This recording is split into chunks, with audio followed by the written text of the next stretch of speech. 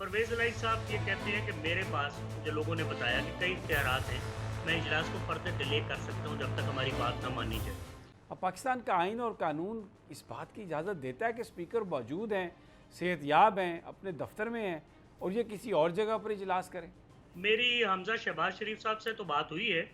उन्होंने मुझे कहा कि I will stand by my IG at all cost. वो तो अड़े हुए हैं। परवेज़ इलाही साहब से मेरी बात नहीं हो सकी, लेकिन you understand being a journalist कि it is a standoff. आपने आइन और कानून की बात की, तो आइन और कानून में बहुत कुछ लिखा हुआ है, लेकिन सॉल्यूशन किसी चीज़ का नहीं है। स्पीकर कह रहे हैं मैं पावरफुल हूँ, चीफ मिनिस्टर समझ रहे हैं कि मैं स्पीकर को उतार सकता हूँ।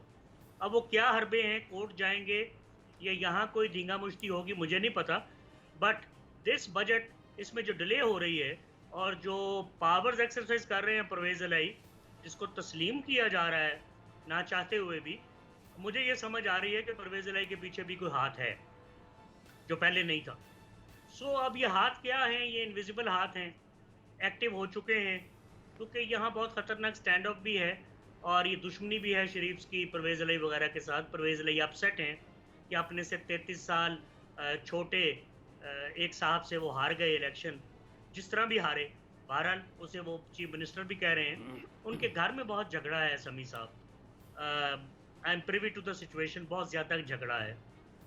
और यहाँ मैं ये आपको बताता चलूँ कि परवेज़ इलाही साहब ये कहते हैं कि मेरे पास, मुझे लोगों ने बताया कि कई इख्तियारात हैं, मैं इजलास को फर्दर डिले कर सकता हूँ जब तक हमारी बात ना मानी जाए। ऐसी सूरत में बात, फिर मामला आ गया है मुख्तदिर हलकों के पास, the invisible hands, the powerful hands, the relevant quarters.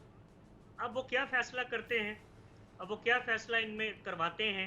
Budget तो पेश होना है समी साहब, इसने पास भी होना है, लेकिन जितनी डिले होगी मेरे ख्याल है फेडरल गवर्नमेंट वीक होती जाएगी, क्योंकि फेडरल गवर्नमेंट अनसर्टन है। मुझे कुछ वाकयात से अंदाज़ा हो रहा है, वो ये समझ रहे हैं कि इलेक्शन कॉल हो जाएंगे ज़्यादा से ज़्यादा जुलाई में और शायद होल्ड हो जाए अक्टूबर नवंबर में।